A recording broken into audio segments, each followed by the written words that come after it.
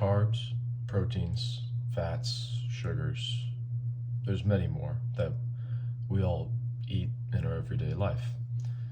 But in this video, we need to discuss what each of those really does to your body and a good diet to be on for good cognitive function and other things just like that. So carbs, the more carbs you eat, like you're just gonna want more and more because of the blood sugar response. Like if I have a nice big steak and I eat that, I'm gonna be full. But then if I have like a couple fries afterwards, which are terrible for you, then I'm just gonna want more and more. And then that's like an extra 500 something calories or 1,000 sometimes at certain places. It's because our gut has these neurons all the way down here. Your gut has neurons and they send signals to your dopamine receptors up here.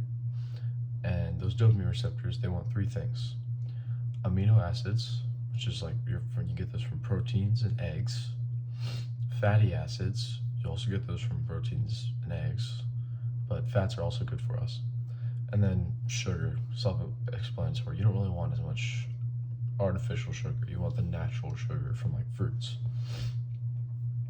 So like when you eat a big steak, your amino acids and fatty acids, those shoot up, and then the signal of I need more, that just kind of shuts off. But the moment you throw a fry or two in there or a cookie, all of a sudden your appetite's going to shoot up because that had sugar and like just the wrong kind of stuff. But in this video, I also want to talk about the carnivore diet. And if you haven't heard of this before, you literally just have beef, salt, and water. That's it. Nothing else. It's a very extreme version, but it has a lot of benefits. Like there's people who have completely cleared up gut issues and other like bodily issues because they've been on a carnivore diet for a while.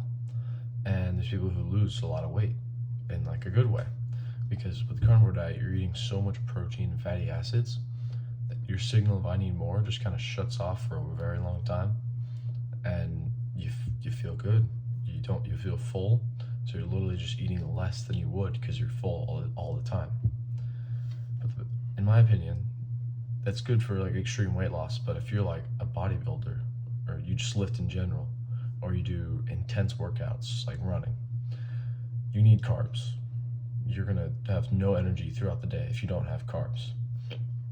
So the best way to build your diet, in my opinion, is to eat a lot of those proteins and fats from good sources, but have carbs on like a needed basis. So like after a workout, you probably heard this from Sam Sulek, if you deplete your glycogen, you need carbs to refuel. But so carbs, we need to go deeper into the food that you want to get your carbs from. In my personal experience, when I eat pasta, I feel like I just ate a brick. I got that from Joe Rogan, but he's right. You feel like you just ate a brick. Pasta feels really heavy. If it doesn't for you, that's great. Most pasta has really good ingredients in it. But if you eat white rice, you feel full. You feel like full in a good way, not like overstuffed, like and your stomach is heavy. But you have to make sure it's white rice. Like my meal preps are a third cup of rice, a lot of protein. That's literally all I eat at lunches. All right.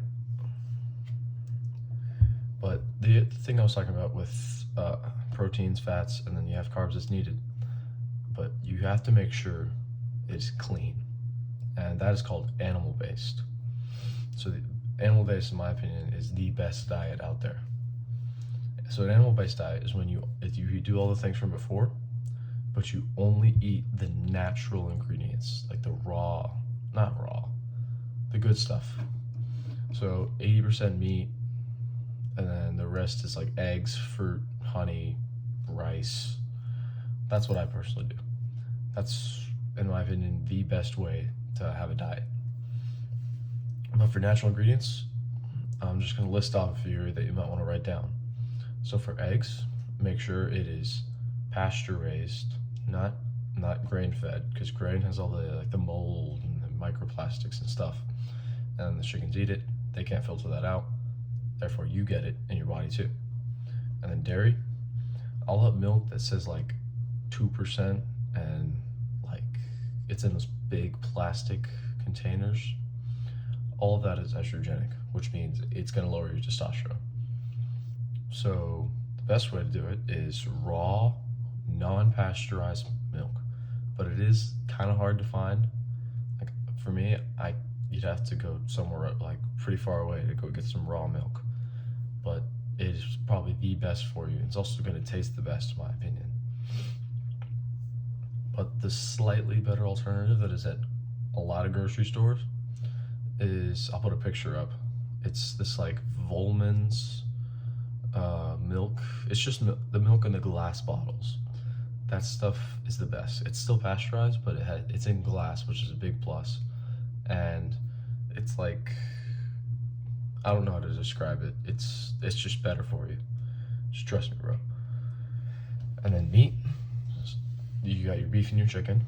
So for beef, make sure it is grass-fed, but grass-fed isn't enough. It needs to be grass-finished, because grass-fed means they could have just fed it grass for the first half of its life, and then finished with grain. So you're still gonna get the grain-fed negative effects. What you want is grass-fed, grass-finished beef. That's the best beef, because it has all the nutrients from all the plants and stuff.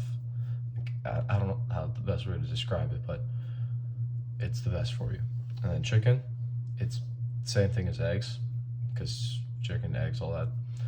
But the chickens need to be out in the fields, pasture raised, eating bugs and grass and all that, getting all those nutrients. So then there's a big issue with plastics that we're going to need to talk about in a later video. Just know for now, plastics are bad. That's kind of what I said with the milk carton thing. And then finally, I recommend you watch this YouTuber named Paul Saladino. He's a scientist, but he talks a lot about like the animal-based diet. And in my opinion, he's the best one out there to look at.